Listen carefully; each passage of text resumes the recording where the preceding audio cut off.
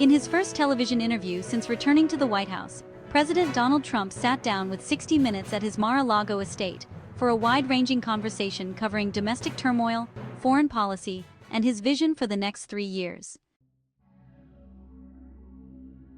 The setting was significant. It was the 31st day of a government shutdown, poised to become the longest in American history.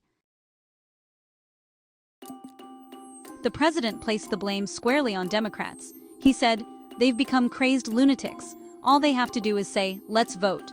When pressed on his plan to end the shutdown, the president insisted his strategy was to pressure Democrats to capitulate. He dismissed concerns about expiring healthcare subsidies for millions on Obamacare, calling the program terrible, but expressing a willingness to fix it with Democrats, but only after they voted to reopen the government. On the economy, the president celebrated record-high stock markets. When challenged that not all Americans are invested, he countered that 401k values have doubled.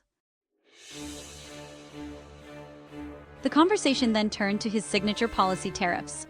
With the Supreme Court set to rule on their legality, the president issued a stark warning. "I think our economy will go to hell. I think it's the most important subject discussed by the Supreme Court in 100 years.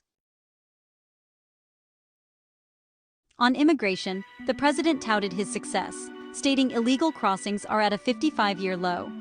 But when shown videos of aggressive ICE raids, including tear gas in a Chicago neighborhood, he defended the tactics. "No, I think they haven't gone far enough."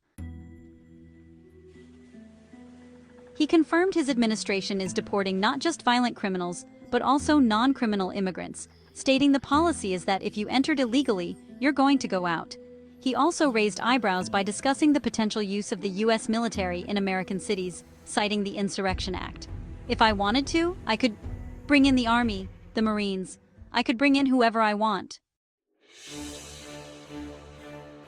The interview then turned to the indictments of his political foes, including James Comey and Letitia James. The president vehemently denied instructing the Justice Department to target them, calling it the opposite of retribution. "You're looking at a man who was indicted many times," he said. "They tried to get me not to run for president." A question about his pardon of cryptocurrency tycoon CZ, whose company facilitated a multi-billion-dollar deal with the Trump family's crypto firm, prompted a denial of any knowledge or involvement. Shifting to foreign affairs, the president revealed a startling new policy just hours before a meeting with China's President Xi. He announced he had instructed what he called the Department of War to begin testing nuclear weapons. "Are you saying that after more than 30 years the United States is going to start detonating nuclear weapons?" he was asked. "I'm saying that we're going to test nuclear weapons like other countries do." "Yes," he declared. He claimed, contrary to U.S. intelligence, that both Russia and China are actively testing. On the flashpoint of Taiwan, the president was deliberately cryptic, refusing to state if he would defend it from a Chinese attack, but insisting President Xi understands the consequences. He took credit for a temporary truce in the trade war with China, and when asked about the long-term threat posed by Chinese infiltration of U.S. infrastructure, he was dismissive. "It's like everybody else. We're a threat to them too." On Ukraine, the president called it a war he inherited from Joe Biden, one that would have never happened if he were president.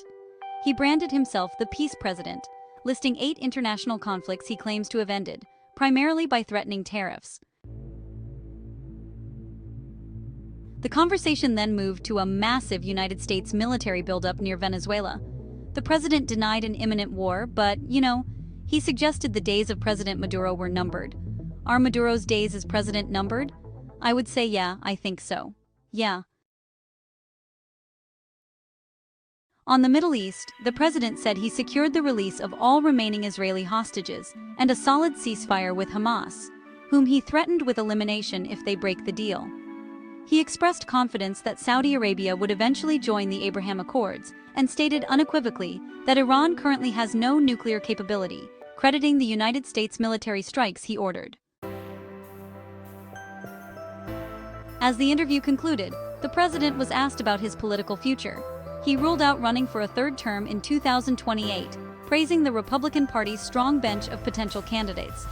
Reflecting on his first year back in office, He made a bold claim about his accomplishments. We have been acknowledged to have the greatest 9 months in the history of the presidency. From a record-long government shutdown to the potential resumption of nuclear testing, the president presented a vision of unwavering force abroad and a battle for control at home, setting the stage for a consequential next 3 years.